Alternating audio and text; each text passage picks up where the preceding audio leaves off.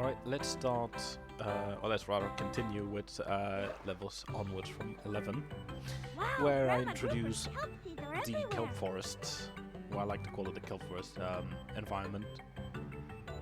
This level was just kind of made to be like for mostly unrelated rooms. I wanted the first one to just kind of give a little bit of an autoplay, which is... Yeah, I mean, it's just like I wanted to use the water spouts a bit more, and I just always wanted to have like a place where you could just like have a lot of them in a row, where you don't really have to think of what you do. It just gradually builds up the difficulty as you start going to an anglerfish, and then you go into a pufferfish room. And then finally there's a room with 3 crabs, and I just left that as the last room because it's the toughest challenge in the entire level, and so tough that I even got myself caught. But yeah. I don't really have that much to say about this level, so I was thinking of maybe like talking a little bit about like the different environments and what I really liked. Because one of the things that always disappointed me a bit with the in-game editor is that it gave you what I thought were like my 3 least favorite environments in the entire game to make levels with. Those being the grey caves, the blue caves, and the orange caves. Like they were all like rock-based tile sets, and like I just wondered why did they give us like any of like the coral or the kelp forest? Because it would like allow for a bit more variety in the levels that you make in an in-game editor. Unfortunately, you just get rocks, and more rocks. And I don't know, it always just kind of annoyed me. So that was one of the reasons why I wanted to really make levels using the actual dev editor, because then I finally got to make the levels using my favorite sets, which happened to be like the coral sets, the pirate ship, and the the coral sets, the pirate ship, and the 2 kelp forests. The other one being the one that's like level 36 or 40. Anyway, he's not really a puzzle, just kind of a fun little boulder thing. Leading to a pretty dangerous part of the level where you just kind of have to hope that the kelp gate opens up, but you always can like just go back, so I didn't think it was too bad. And here's a little bit of a trickery. You want to not open this gate, because you want to save the key for the gate that's on this side. So I believe, yeah, this is also why I introduced the kelp gates. I am not a big fan of them, especially like the green and pink ones.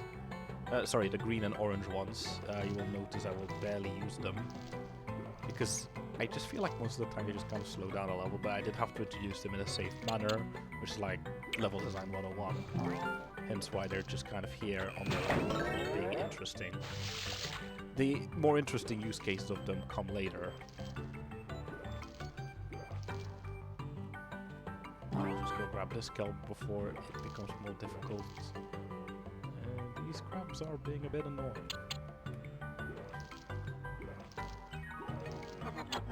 And yeah, by the way, I guess it goes without saying, but like this dev commentary is completely unscripted, so that might be like why sometimes I have nothing really to say, or maybe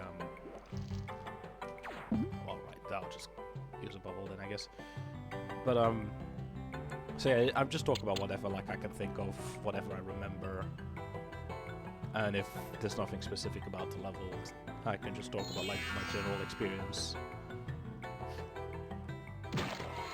But yeah, I guess for a little bit of background, I've actually been a hobbyist level designer for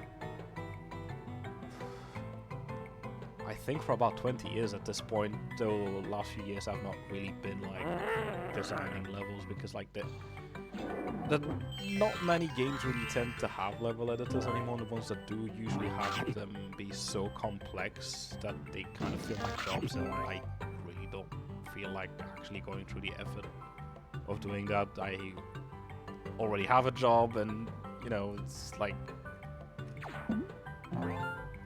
even though it was really fun to design levels, it's also something that I feel like I've done so much and I've just kind of grown a little bit tired of, I guess. But I did want to revisit this game because it was always kind of my dream to make levels for this game. Well, like actual levels where you actually get to use like the interesting level design elements, because I remember all you really got were like the whirlpools, which didn't even work like the actual whirlpools in the game.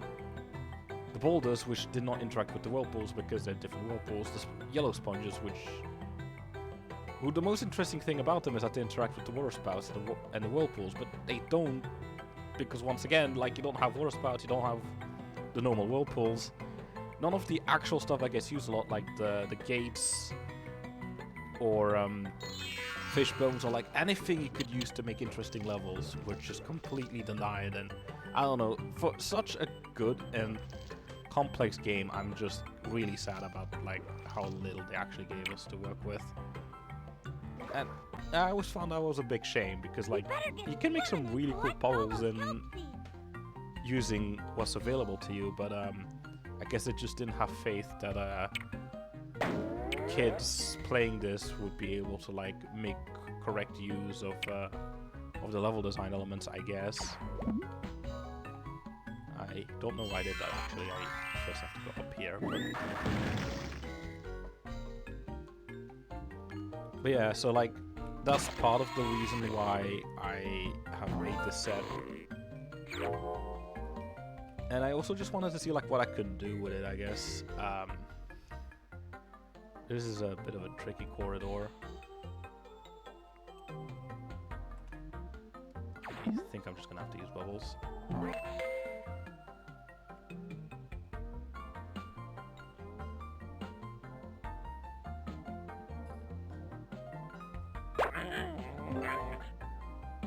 I think you can get by mostly not using bubbles, but like, yeah, you have to use a few, I think.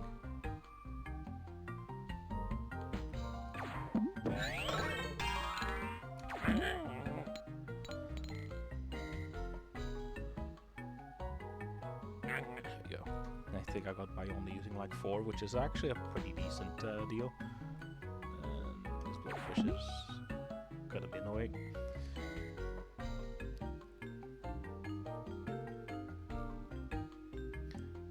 But yeah, so I did have like I said earlier, a lot of design conventions, an entire document, making sure that I kept everything in mind when building levels, because like the way that the dev editor works is that you can only build one room at a time, and it can be really difficult to remember exactly what you built already, because like as soon as you go to the next room, you have to completely unload the other room, start from scratch, build a new room, and remember that, hey, I have a shell key here, or I have a sand dollar key, and I have to remember to actually put the gate in, or it won't actually be useful. So yeah, that's one of the reasons why I used a design document, and the other one was just for conventions, really. Like, I wanted to keep the same background for every area, make sure that when I introduce stuff, that I introduce them when I want to introduce them, and that I kind of had a plan going into this. Anyway, so here's a neat little secret that I'll have to use a bubble for. Okay, I just got some more refills, so that's fine. And this is probably one of the things I'm most proud of in the early game, is the secret exit on the left here. It is very well camouflaged. You can't even see it unless the exit thing pops up, and it was kind of built with the idea in mind, like, hey, you're gonna hang around that screen for a while. So you will eventually just have the game tell you, hey, there's an exit here, and you'll be like, oh wait, that's sneaky. Because like, yeah, without it, you can't tell at all. But yeah, this is the first usage of the pirate ship. I kind of used this tile set kind of for secrets, but eventually did want to incorporate them into the actual set because I just really like the pirate ship So I guess I added this in because I just wanted to build a room using the partnership set sooner rather than later. But yeah, you can totally not see that there's an exit there. It's just that sneaky. I thought that was the final kelp seed, but nope, there's one at the bottom as well that I missed. Yeah, like that's one of the first really properly hidden secrets, I think. Still, like, discoverable, especially thanks to the exit help. But wow, Grandma Rupert's kelp seeds are everywhere. So this level started out because I wanted to like not have every maze look the same. I wanted to actually build a shape into this one, so this one ended up looking a little bit like the letter alpha from the Greek alphabet, and also a bit like a fish. So that's also what I named the level after. I'm pretty sure it's just called the alpha fish. But yeah. Here we've got a crab that's holding the sandal hostage. I believe you have just not enough time apparently to grab this. Yeah, I should probably like rethink about how I designed some of these. But it's okay. The punishment for dying is actually not very high. But yeah, I would still rather avoid it if I can.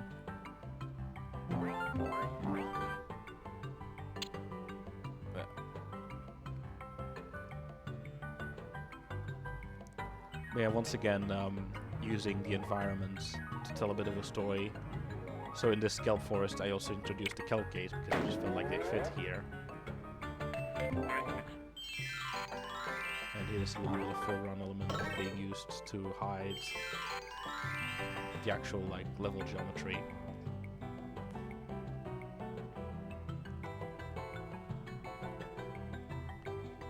This crab is being in a terrible place for me to be.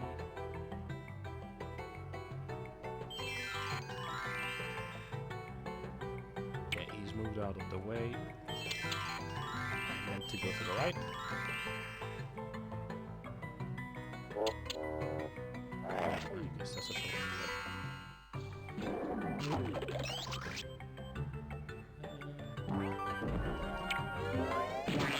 I'll grab the bubble. I think that's the best course of action here. I don't think I can get another health up from score, unfortunately. So I'm just gonna have to hope I don't die again in a stupid way. Anyway, this is level 50, so we've got another bonus coming up. And the first uses of the pebbles, which work exactly like the brown rocks, except they can only hit one thing. So I introduced them in the first room.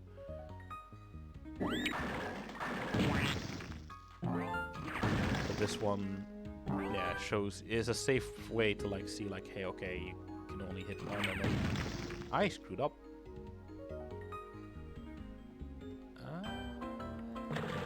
I don't want to show off every single bonus room, so I will go back into this. Thankfully, it only really resets the score, so I don't really care. You have to go this way, by the way, because there's a war spout here.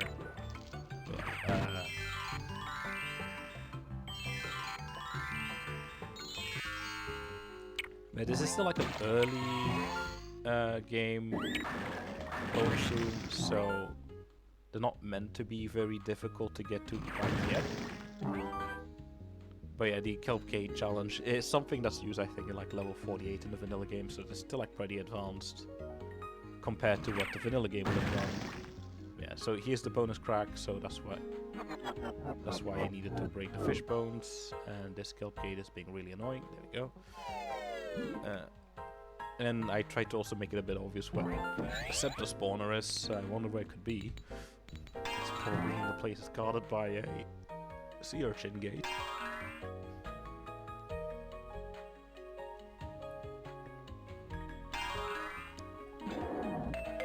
Yeah, I believe one other thing I did is like, yeah, there's a despawner there, so you have to take the whirlpools. I believe level 20 uses this method of hiding the scepter in the vanilla levels. And there we go. And now we just go here. The crab should be slow enough that I No. I hate kelp gates. Speaking of kelp gates, I should have probably turned us into pink kelp gates, but unfortunately I'm not introduced to them yet. So green they are. There's also the orange kelp gates. They last the long. They stay closed the longest. I think they're open like 10% of the time. The green kelp gates seem to be open like 40-ish% of the time, and the pink ones are more like 60-ish. They're more often open and closed, which is why like they are the best ones to use generally in level design. Yeah, I just kind of wanted to like introduce the kelp gates here, so I could move on to the better kelp gates afterwards. Also, you may not remember, but in the previous bonus rooms, the color palette of the orange rocks shone through, and most of the tiles that were orange. But here is the other way around, and most of it, I think, is actually from the pipe tile set. I think it has to do a little bit with the decorations, like the decorations seem to have a higher priority. And there's no decoration in this room, so I think that might be part of it. Slight spoilers, I guess, but I have been working on another set, though I don't know if I'll ever finish it. But in that set, I actually play a lot more with different palettes. So look forward to that in a couple of years, maybe. Depends if I feel like working on it. Depends if this crab feels like letting me go. Also, I guess I lied. I could get one more life for the points.